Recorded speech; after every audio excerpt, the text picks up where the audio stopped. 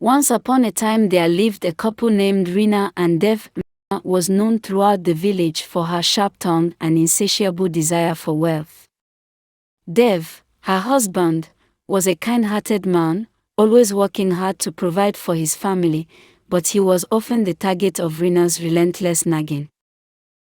And she said to Dev, "Why can't you bring home more money? Look at the neighbors. They have shiny new things."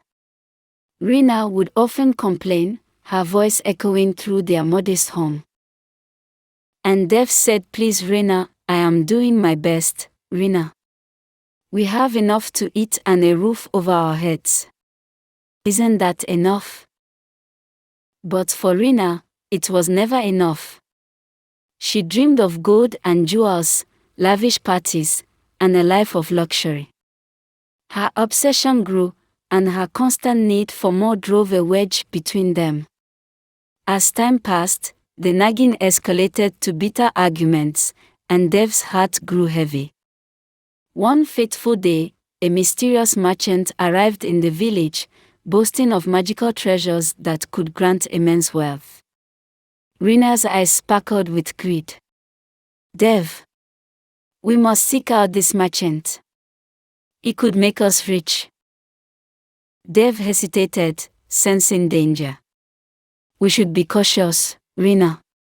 Magic comes with a price." But Rina's desire was blinding. She insisted they visit the merchant, and so, reluctantly, Dev agreed. When they found the merchant, he displayed a beautiful, gleaming amulet. "This amulet will bring you wealth beyond your wildest dreams," he proclaimed. "But remember, every wish has its cost." Ignoring the warning, Rina handed over their savings, and with the amulet in her grasp, they returned home. Almost overnight, their fortunes changed. Gold flowed like water, and Rina reveled in the opulence. But as the wealth increased, so did Rina's insatiable demands. Days turned into weeks, and Dev became a shadow of his former self. Rina's relentless nagging turned into accusations. "You're not doing enough. We need more. The wealth is slipping away," she would scream, her voice sharp like a knife. Dev, overwhelmed by the burden of Rina's expectations, fell ill. The constant stress took a toll on his health, but Rina was oblivious. She was too consumed by her greed to care. One dark evening, in a fit of anger, Rina shouted, "I wish you would just disappear. You're holding me back." And Dev said in his heart, "Oh God, help me." A dark thought crossed her mind. What if she could be rid of him? With the wealth they had, she could live a life of luxury alone.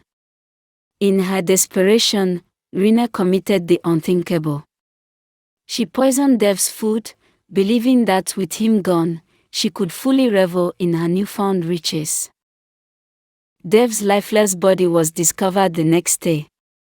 The village mourned the loss of the kind-hearted man, while Rina feigned grief. But deep down, she felt a strange emptiness.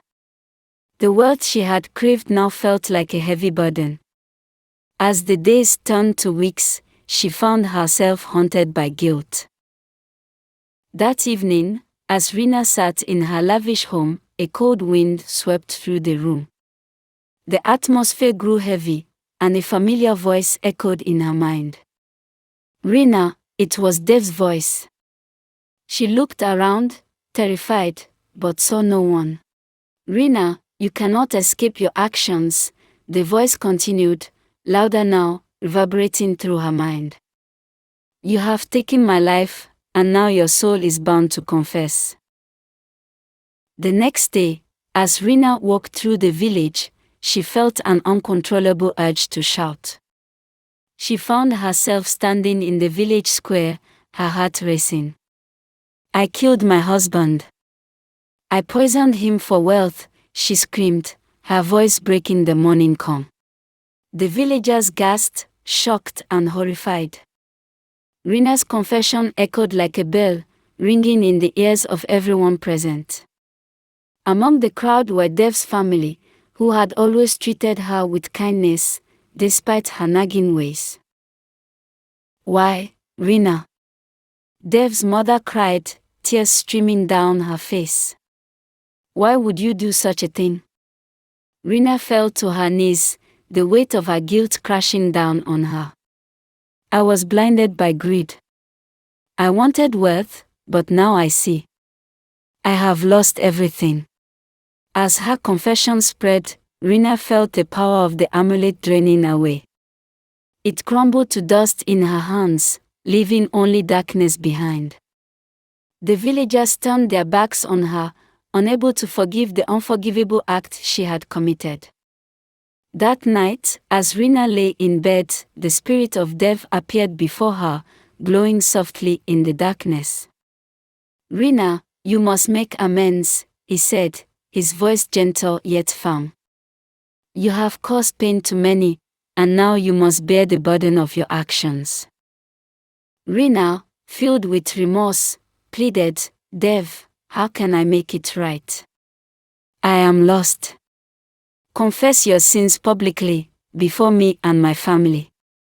Only then can your soul find peace," he replied, his spirit flickering like a candle in the wind. With a heavy heart, Rina knew what she had to do. The next day, she returned to the village square, her knees trembling. "I stand before you, not as your neighbor but as a murderer," she proclaimed. "I killed my husband, Dev, out of greed. I sought wealth, but all I gained was despair."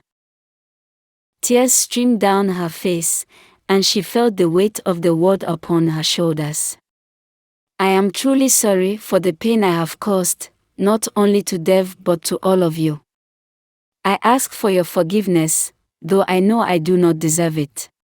As Rina poured her heart out, the villagers listened, their expressions softening. Dev's family stepped forward, still grieving but recognizing the sincerity in her words. "Rina, we will never forget Dev, but we see your remorse. Forgiveness is not easy, but we will try," Dev's mother said, her voice trembling.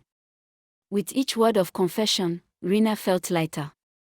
The spirit of Dev lingered, watching her transformation, and slowly, the heaviness in her heart began to lift. The villagers, although hurt, began to rally around her, offering support instead of scorn. Over time, Rina used her wealth, now stripped of its greed, to help the village. She funded education, built homes, and supported families in need. Though she could never bring back Dev, her actions began to heal the wounds she had caused. And so, dear listeners, remember this tale as you navigate your own lives. Wealth may tempt you, and desires may cloud your judgment, but always hold dear the bonds of love and kindness. For in the end, it is these connections that truly enrich our lives. Thank you for listening.